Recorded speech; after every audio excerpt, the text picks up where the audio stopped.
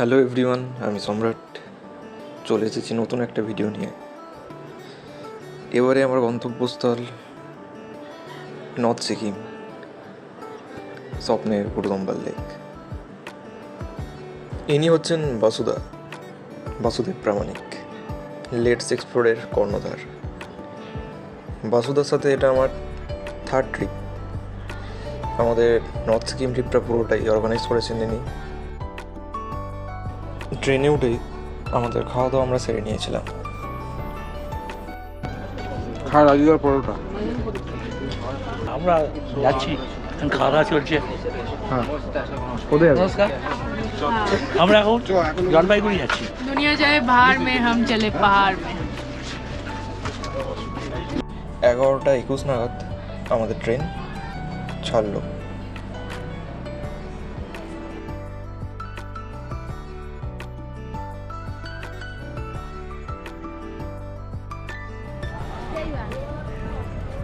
এখন 10টা বাজে, এনজেপিতে এসে পৌঁছেছি।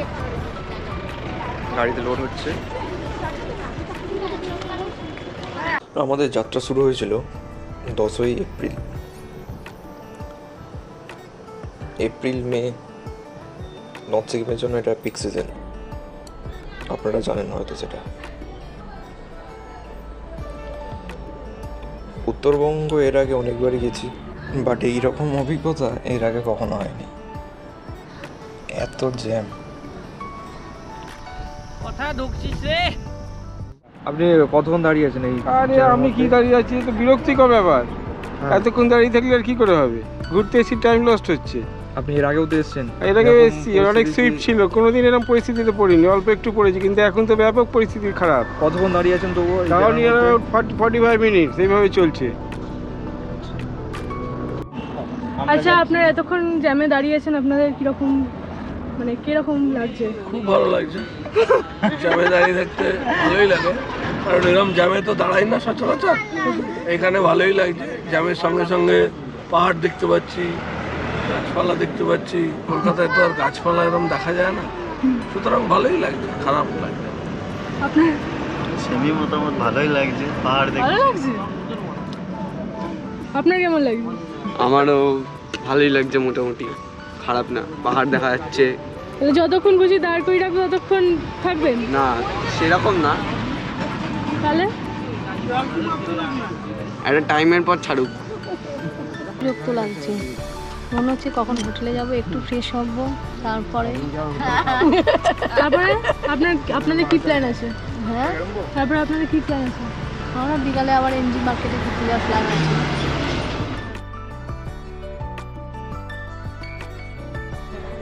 এনজেপি থেকে গ্যাংটকই বলুন বা দার্জিলিংই বলুন, ম্যাক্সিমাম কতক্ষণ লাগতে পারে? 4-5 ঘন্টা, 6 ঘন্টা, 7 ঘন্টা। এতটাই জ্যাম ছিল রাস্তা। সকাল 10টায় আমরা এনজেপি থেকে রওনা দিয়েছিলাম, গ্যাংটক পৌঁছেছিলাম রাত 9টায়। সমস্ত পর্যটকেরা, মানে আমার সহযাত্রীরা বিরক্ত হয়ে পড়েছিলেন, স্বাভাবিক সেটাই।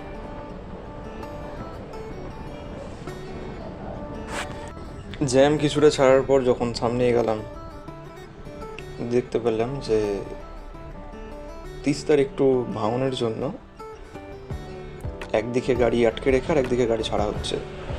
গোটা সেবক রোডের সমস্ত গাড়ি দাঁড়িয়েছিল।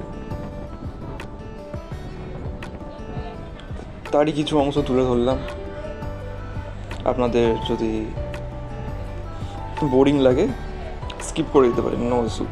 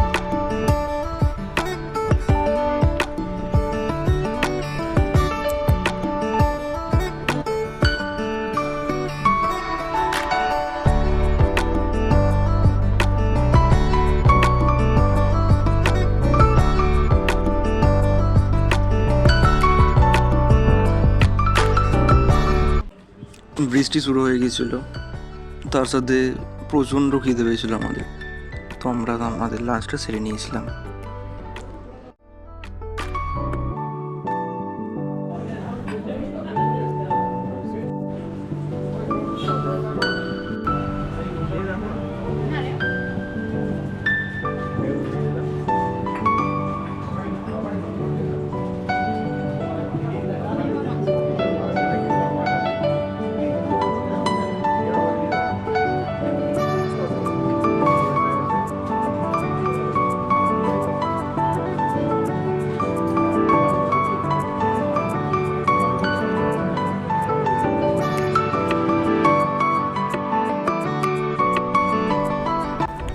লাঞ্চ সেরে আমাদের আবার যাত্রা শুরু হলো গ্যাংটকের উদ্দেশ্যে।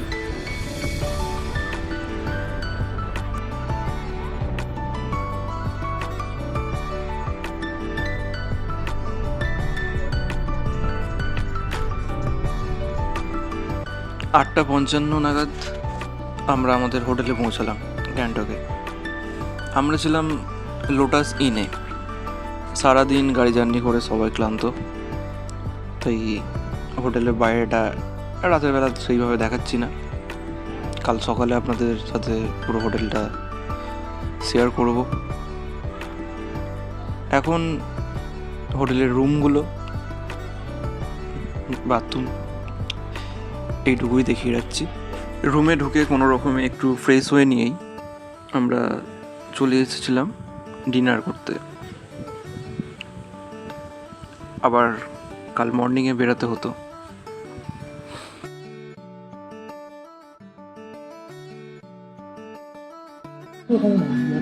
তুই খাবি না? কি কি আছে খাবারে? খাবারে আছে ভাত, ডাল, পাঁপড় ভাজা, সবজি আর স্যালাড। আর রুটি আছে, অপশানে চিকেন আছে। আমি চিকেন খাবো না আজকে, আমি চিকেন আর ডিম খাবো না আজকে, ভেজ ডে আমার। ডিনারে ছিল স্যালাড, পাঁপড়, ভাত অথবা রুটি, ডাল, সবজি আর চিকেন। দুপুরে লাঞ্চটা করার কথা ছিল আমাদের হোটেলের মধ্যেই, সেটা যেহেতু হয়নি, লাঞ্চের ডিমটাও প্রোভাইড করা হয়েছিল ডিনারের সাথে।